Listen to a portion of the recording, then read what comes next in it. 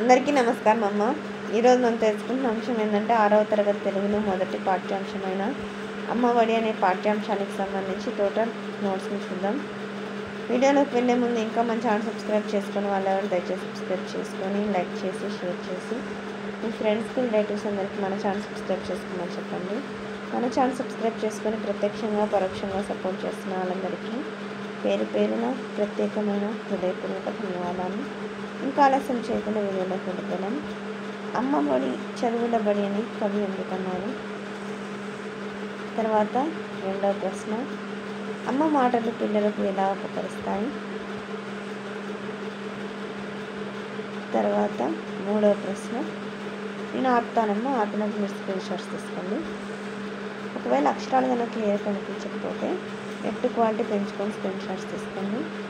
మూడవ ప్రశ్న, అమ్మ గొప్పతనాన్ని పాఠం ఆధారంగా సొంత మాటల్లో రాయండి. అమ్మ గొప్పతనాన్ని పాఠం ఆధారంగా సొంత మాటల్లో రాయండి. తర్వాతది ఇది కంటిన్యూషన్ అమ్మ. తర్వాత పాఠం ఆధారంగా క్రింది వాక్యాలను జతపరచండి. అమ్మ చెప్పే మంచి మాటలు ఎల్లప్పుడూ ప్రకాశించే తెలివితేటం. అమ్మ పెదవులపై చిరునవ్వు నిరంతరం సంతోషాన్ని ఇస్తుంది. దాన ధర్మాలకు నిలయాలు అమ్మ చల్లని చేతులు. క్వశ్చన్ నెంబర్ 5, క్రింది వారిలో సరైన అక్షరాలను ఖాళీలను ఉంచి పదాలను రాయండి.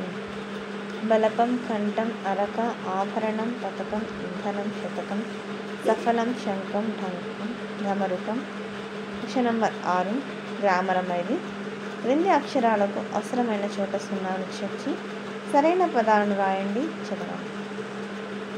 తర్వాతది క్వశ్చన్ నెంబర్ 7, క్రింది అక్షరాలను సున్నాను సరైన చోట ఉంచి పదాలను రాయండి, చదవండి.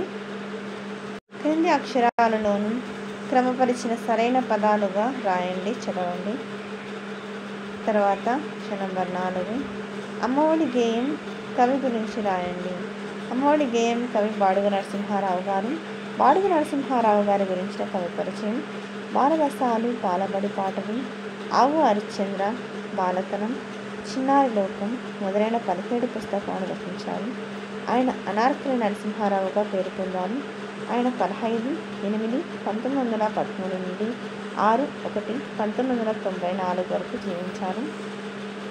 అమ్మఒడి గేయం ద్వారా అమ్మ గొప్పతనం తెలుసుకున్నారు కదా. నాన్న సంరక్షకుని గొప్పతనం రాయండి. ఇది నాన్న గొప్పతనాన్ని గురించి జాగ్రత్తగా స్క్రీన్ షాట్స్ తీసుకున్నాము. ఒకవేళ అక్షరాలు కనుక క్లియర్ కనిపించకపోతే నెట్ క్వాలిటీ పెంచుకొని స్క్రీన్ షాట్స్ తీసుకోండి. లేదా నాన్న గొప్పతనం అయిపోయింది కదా, ఇప్పుడు సంరక్షకుని గురించి. తల్లిదండ్రులు దూరంగా ఉన్న పిల్లలను సంరక్షకుని రక్షిస్తారు. కంటిన్యూషన్ అమ్మ.